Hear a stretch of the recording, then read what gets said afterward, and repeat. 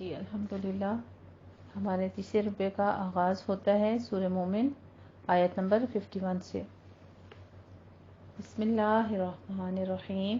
انا لننصر رسلنا والذین آمنوا فی الحیاۃ الدنیا ویوم یقوم الاشہاد۔ بلا شبہ ہم اپنے رسولوں کو اور ایمان والوں کی مدد دنیاوی زندگی میں بھی کیا کرتے ہیں اور اس دن بھی کریں گے جب گواہ کھڑے ہوں گے۔ یہ اللہ کا وعدہ ہے۔ اللہ سبحانہ وتعالیٰ دنیا میں بھی اس وعدے کو پورا کرتے ہیں اور آخرت میں بھی کریں گے، یعنی ان کے دشمن کو ذلیل اور ان کو غالب کر کے۔ جو کفر کرتے ہیں اللہ تعالیٰ ان کو ذلیل و خوار کر کے۔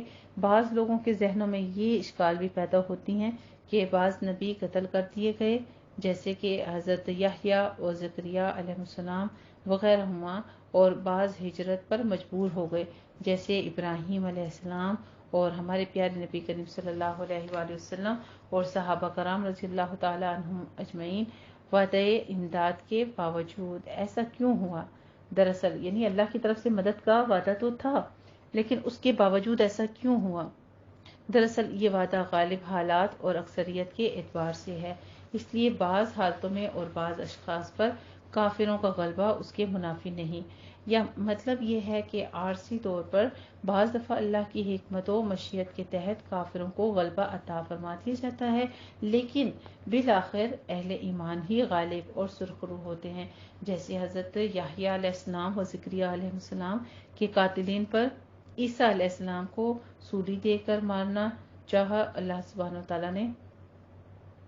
ان کے قاتلین پر ان کے بعد اللہ تعالیٰ نے ان کے دشمنوں کو مسلط فرما دیا، جنہوں نے ان کی خون سے اپنی پیاس بجھائی اور انہیں ذلیل و خوار کیا۔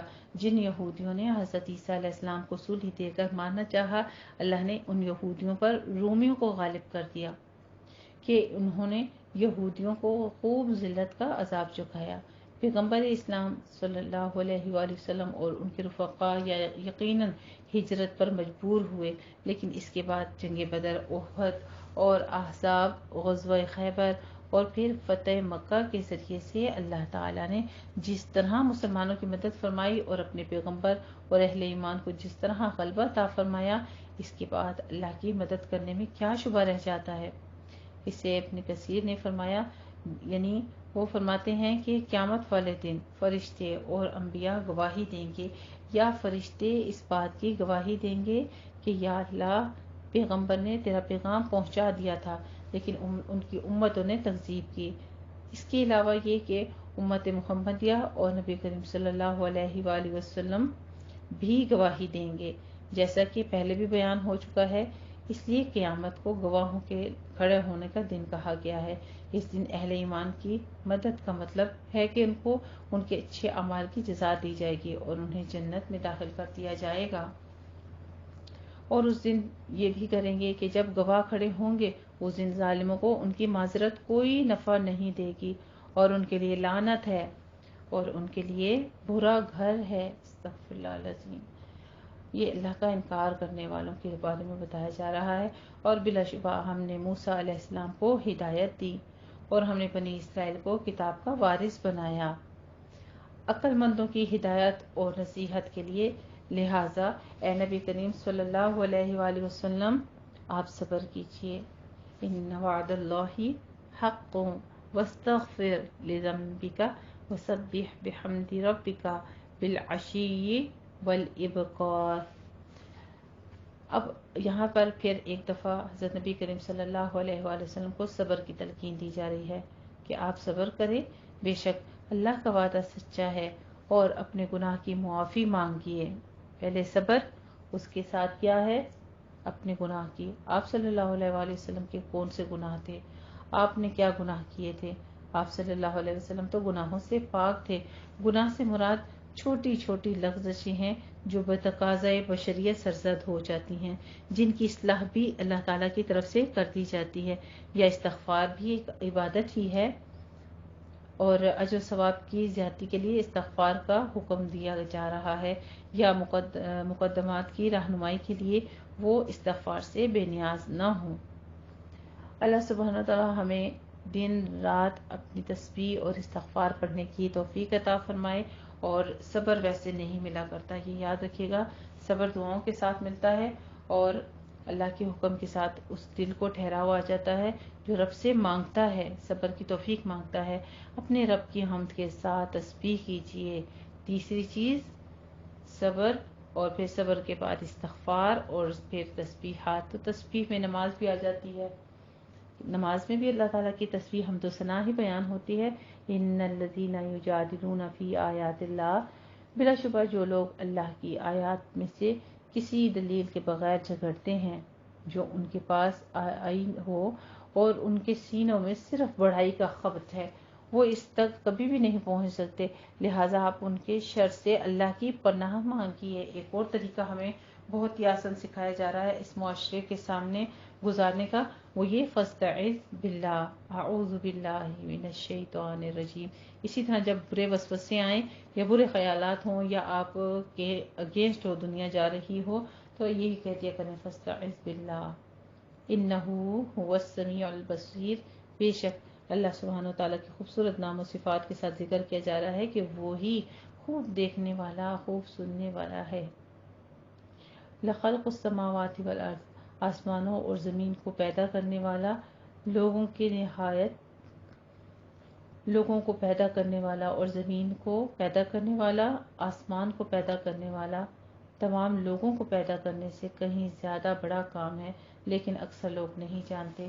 اور اندھا اور دیکھنے والا برابر نہیں. اور وہ لوگ جو ایمان لائے اور انہوں نے نیک عمل کیے، ایمان کے ساتھ عمل صالح کا ذکر پھر آتا ہے، اور برائی کرنے والے برابر نہیں. تو بہت کم نصیحت پکڑتے ہو. بلا شبہ قیامت آنے والی ہے، اس میں کوئی شک نہیں ہے. وَلَٰكِنَّ أَكْثَرَ النَّاسِ لَا يُؤْمِنُونَ، لیکن اکثر لوگ ایمان نہیں لاتے. اور تمہارے رب نے کہا تم مجھے پکارو، میں تمہاری دعائیں قبول کروں گا. سبحان اللہ. وَقَالَ رَبُّكُمُ ادْعُونِي أَسْتَجِبْ لَكُمْ إِنَّ الَّذِينَ يَسْتَكْبِرُونَ، بلا شبہ جو لوگ میری عبادت سے سرکشی کرتے ہیں وہ عنقریب ذلیل و خوار ہو کر جہنم میں داخل ہوں گے. اللہ وہ ہے جس نے تمہارے لیے رات تاریک بنائی تاکہ تم اس میں آرام کرو، اور دن کو دکھلانے والے روشن بنا دیا. بلا شبہ اللہ لوگوں پر بڑا فضل والا ہے. وَلَٰكِنَّ أَكْثَرَ النَّاسِ لَا يَشْكُرُونَ، پھر وہی انسان کی ناشکری کا ذکر کہ لیکن اکثر لوگ شکر نہیں ادا کرتے. ذَلِكُمُ اللَّهُ لَكُمْ، ذَلِكُمُ اللَّهُ رَبُّكُمْ، یہی اللہ تمہارا رب ہے، ہر شے کا پیدا کرنے والا، اس کے سوا کوئی سچا معبود نہیں. پھر تم کہاں بہکائے جاتے ہو.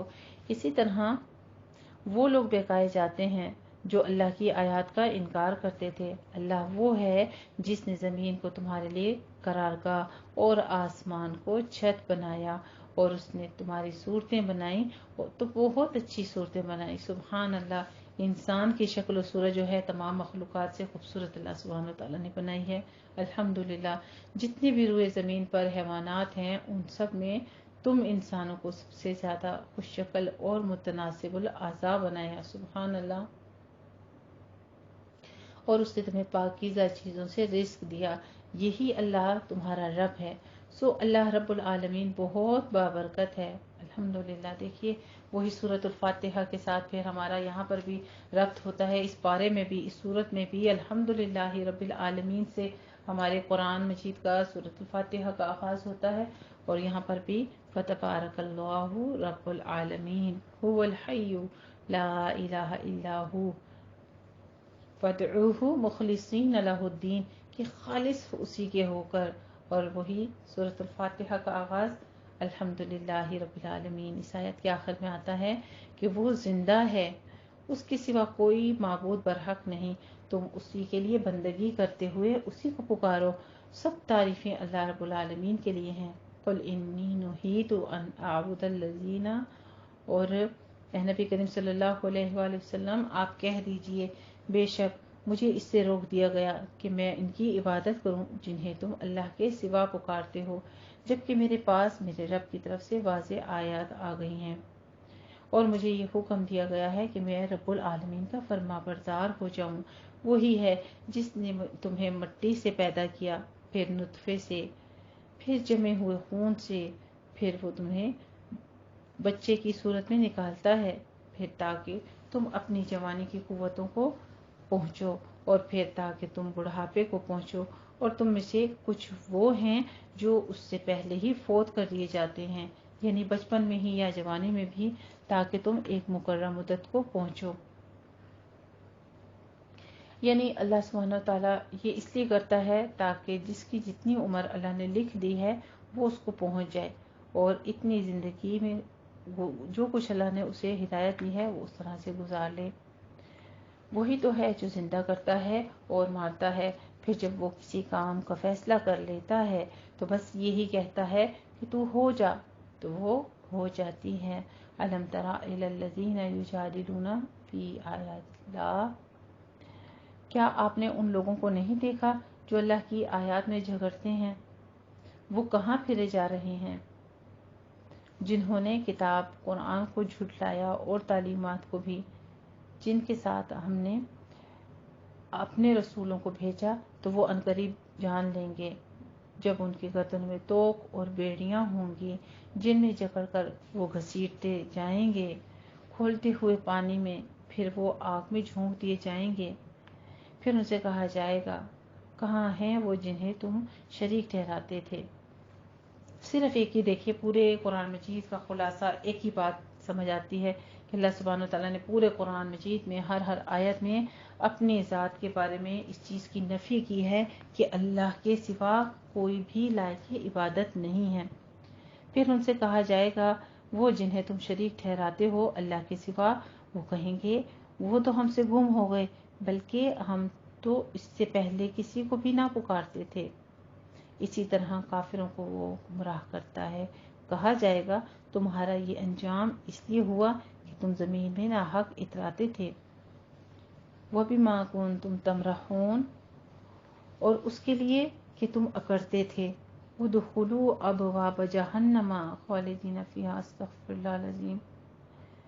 اب تم جہنم کے دروازوں میں داخل ہو جاؤ، تم اس میں ہمیشہ رہو گے، چنانچہ تکبر کرنے والوں کا ٹھکانہ بہت برا ہے۔ لہٰذا اے نبی کریم صلی اللہ علیہ وآلہ وسلم، آپ صبر کیجئے۔ فصبر کے ساتھ پیچھے کیا ذکر آ گیا تھا کہ آپ تسبیح بھی بیان کریں اور ساتھ میں استغفار بھی کریں اور ذکر بھی کریں اللہ کا۔ یہاں پہ فرماتے ہیں بس آپ صبر کیجئے، بلا شبہ اللہ کا وعدہ حق ہے، یعنی وہ قیامت جس سے وعدہ کیا گیا ہے وہ برحق ہے۔ پھر اگر ہم چاہیں تو آپ کو اس عذاب میں سے کچھ دکھا دیں جس کا ہم ان سے وعدہ کرتے ہیں، یا ہم آپ کو اس سے پہلے ہی فوت کر دیں، بالآخر وہ ہماری ہی طرف لوٹ کر آئیں گے۔ اور بلا شبہ ہم نے آپ سے پہلے کئی رسول بھیجے، اس میں سے کچھ وہ ہیں جن کا حال ہم نے آپ سے بیان کر دیا ہے، اور ان میں سے کچھ وہ ہیں جن کا حال ہم نے آپ سے بیان نہیں کیا، اور کسی رسول کو یہ اختیار نہیں کہ وہ اللہ کے حکم کے سوا کوئی اور نشانی لے آئیں۔ پھر جب اللہ کا حکم آ گیا تو حق کے ساتھ فیصلہ کر دیا گیا، اور اس موقع پر اہل باطل یعنی جھوٹے لوگوں نے خسارہ اٹھا لیا۔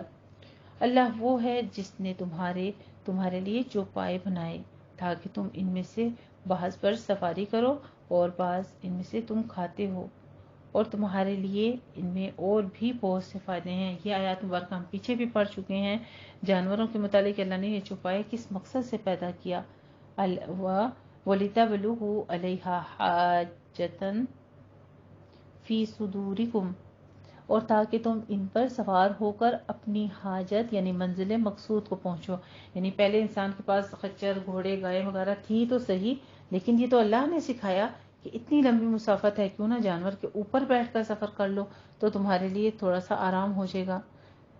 اللہ سبحانہ وتعالیٰ نے کتنی آسانیاں فرمائی ہیں ہمیں دنیا میں بھیج کر، اور کہا کہ تاکہ تم منزل مقصود کو پہنچ جاؤ جو تمہارے دلوں میں ہو، اور تم ان پر اور کشتیوں پر بھی سوار کیے جاتے ہو، اور اللہ تمہیں اپنی نشانیاں دکھاتا ہے، پھر تم اللہ کی کون کون سی نعمت کو جھٹلاؤ گے۔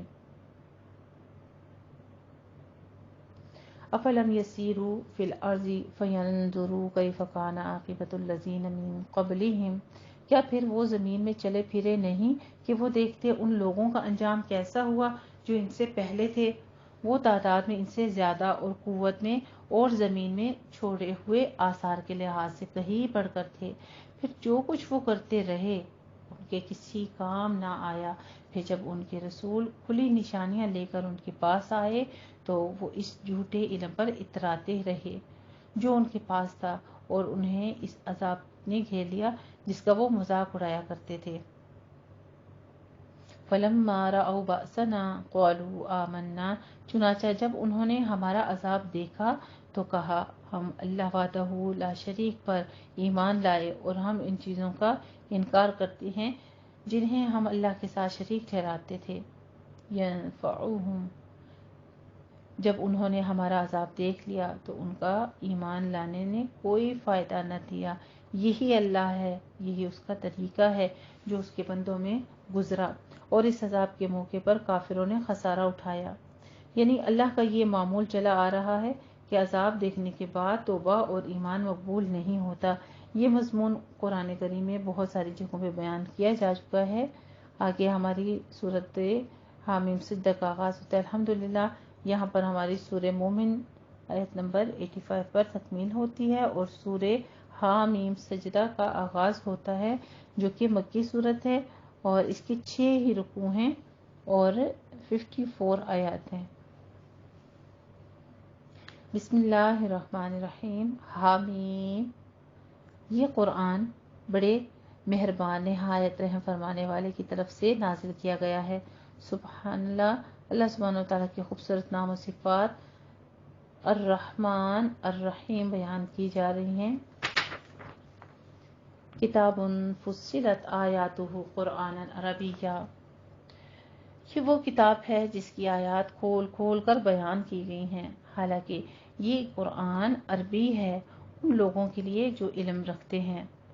अल्हम्दुलिल्लाह, कुरान मजीद का नुज़ूल तो अरबी में हुआ था, लेकिन ये भी अल्लाह की ख़ास अता है कि हमारी ज़ुबानों में हर ज़ुबान में कुरान मजीद का नुज़ूल हो चुका है, वो शाया हो चुका है। हम उसे पढ़ सकते हैं ताकि किसी बनीनो इंसान के पास ये उज़र ना हो कि मेरे पास तो कुरान नहीं आया या मुझे पढ़ना नहीं आता था।